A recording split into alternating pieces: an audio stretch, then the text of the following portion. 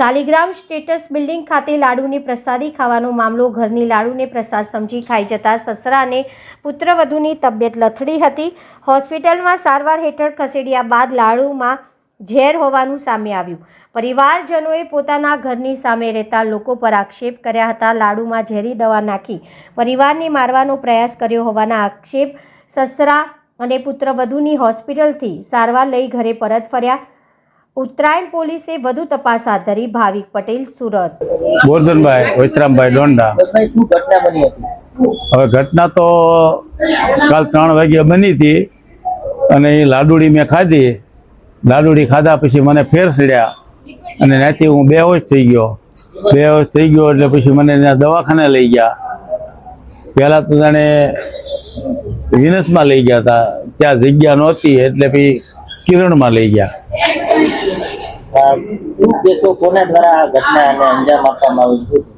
એ તો સામેવાળાને અંજામ આપેલો છે। સામેવાળાએ એ ઘટનાને શું કારણ હોઈ શકે આ પ્રકારનું?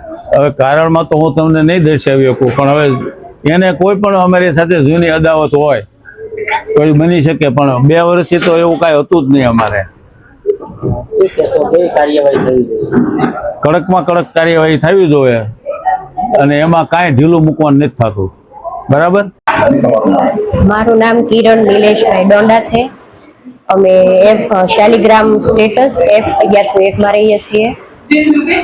કાલે 10 તારીખના 3:30 વાગ્યા પછીનો આ બધો છે જે છે એ બધો 3:30 અમારા પપ્પા બહારથી આવ્યા તો અમારા 2 દરવાજાની વચ્ચે જે ગેપ આવે છે અંદર ઉંબરો કે એમાં પ્રસાદી કોઈ નાખેલી 2 લાડુ અને એને કે કોઈ પ્રસાદી મૂકેલી હશે નાખી લીલું દિવસે બપોરના વચ્ચે તે અંદર લઈને આવ્યા અને એને ડાઇનિંગ ટેબલ પર મૂકી અને પછી એને એમાંથી ખાધો પ્રસાદ। અડધો નહોતો ખાધો, એને બટકું જ ખાધું અને પછી પાછા ઈ નીચે વહી ગયા અને એની 1-2 કલાકની અંદર ક્યારે એને અસર થઈ ખબર નથી। પછી હું પાણી પીવા ઊભી થઈ ત્યારે મેં કીધું લાઈ હું ખાઉં થોડો પ્રસાદ અને અમારી મમ્મીને આપું એમ। અમે 2 સાથે કામ કરતા તો અમારી મમ્મીએ ના પાડી કે ના મારે નથી ખાવું, હું ઈ પ્રસાદ એનો હું ખાઈ લઈ। પણ પછી મેં જોયું ને અમારી મમ્મીને એમ કહું છું કે વરિયાળી લાગતી નથી ને વરિયાળી જેવો ટેસ્ટ આવે છે કીધું એમ, અને આમ રીતસરની ગોળી ટેબ્લેટ તો પછી ફોન આવ્યો મારા દેરાણીનો કે એટલે સગી નથી કઝિન થાય કે બાપુજીને કાંઈ થયું છે કે એમ નહીં કેમ કે એને એડમિટ કરવા પડ્યા છે। મેં કીધું કેમ 2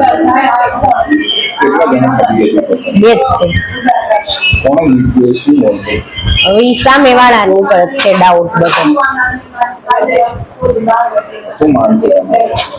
અમારી તો એમ જ માંગ છે કે આવું કોઈ દિવસ કોઈની સાથે ક્યારેય કોઈ કરવું નહીં અને એને જો હું તો એમ માનું છું કે આપણે એને સજા આપીએ પણ એ વાત સાચી, પણ ભગવાન જ સજા કરવા વાળો છે જે છે એ। તો કાલ સવારે જો અમે એને સજા કરાવીએ અમારે તો વિચાર હતો જ નહીં, પણ આખી સોસાયટી તરફથી બધાની માંગ છે કે તમે સમાધાન કરતા જ નહીં। સુરત શહેરના ઉત્તરાયણ પોલીસ સ્ટેશન વિસ્તારના શાલિગ્રામ સ્ટેટસ એપાર્ટમેન્ટની અંદર ગોરધનભાઈ ડોંડા અને તેમનો પરિવાર રહે છે। એમની સાથે બનેલી ઘટનાની હકીકત એવી છે કે ગોરધનભાઈ જ્યારે પોતાના ઘરે આવે છે તો એમનું જે એપાર્ટમેન્ટનું એમનો મુખ્ય દરવાજો છે એની બહાર કોઈ પ્રસાદીના સ્વરૂપમાં મીઠાઈ હોય છે। એટલે ગોરધનભાઈને એવું લાગે છે કે કોઈ પ્રસાદી જે છે એ મૂકી ગયું છે, એટલે લઈ અને એમના ઘરની અંદર પ્રવેશ કરે છે। એમાંથી એ પ્રસાદી જે છે એ લે છે અને એમના દીકરાની વહુ જે ઘરમાં હાજર હોય છે એને પણ એ પ્રસાદી જે છે એ આપે છે। એટલે ગોરધનભાઈના જે છે એ પ્રસાદી લઈ અને તેઓ નીચે જાય છે। થોડા સમયમાં તેમની તબિયત જે છે ખરાબ થાય છે, એટલે એમના મિત્ર વર્તુળમાં જે પણ એમની સાથે હાજર હોય છે એ સમયે એમના દ્વારા એમને તાત્કાલિક કતારગામ વિસ્તારમાં આવેલી કિરણ હોસ્પિટલ ખાતે લઈ જવામાં આવે છે અને એમને આઈસીયુની અંદર દાખલ કરવામાં આવે છે, કારણ કે તેઓ જે છે એ બેભાન અવસ્થાની અંદર હોય છે। થોડા સમય બાદ એમના જે દીકરાની વહુ છે એમણે પણ આ પ્રસાદી જે છે એ લીધી હોવાથી એમને પણ તેની અસર થાય છે અને એમની હાલત પણ ખરાબ થતા પરિવારના જે સભ્યો ઘરે હાજર હોય છે એમના દ્વારા એમને પણ કતારગામની કિરણ હોસ્પિટલ ખાતે જે છે એ લઈ જવામાં આવે છે। અને ત્યાંથી આ એક બાબત સામે આવે છે કે એક જ પ્રસાદી લીધેલી હોવાના લીધે સસરા અને વહુ એ બંનેની તબિયત ખરાબ થયેલી છે। તો હાલના તબક્કે જે છે એ ઉત્તરાયણ પોલીસ સ્ટેશન દ્વારા જાણવાજોગ જે છે એ દાખલ કરવામાં આવેલી છે અને આ જાણવાજોગના કામે જે હકીકત મળતા અમારી ટેકનિકલ એનાલિસિસ અને બીજી જે ટીમો છે એ શકમંદ લોકોની જે છે એ તપાસ કરી રહી છે અને જે મુદ્દામાલ છે આપણી પ્રસાદી જે છે મીઠાઈનું સેમ્પલ એને કબજે કરી અને FSL ની અંદર એના પૃથ્થકરણ માટે એનો વિશેષ અહેવાલ આવે કે એની અંદર કયો કન્ટેન્ટ હાજર છે, શું છે હકીકત, એના માટે જે છે એ FSL ની અંદર આ જે સેમ્પલ પણ જે છે મોકલવામાં આવ્યા છે અને બીજા જે પણ શકમંદ લોકો છે એના તમામ એંગલથી જે છે ઉત્તરાયણ પોલીસ સ્ટેશનની ટીમ એ તપાસ કરી રહી છે. પરિવારજનો દ્વારા તેમના જે સામેવાળા પાડોશી છે તેના ઉપર જ શંકા વ્યક્ત કરવામાં આવી રહી છે, તેને લઈને કેટલીક કઈ કાર્યવાહી ચાલે?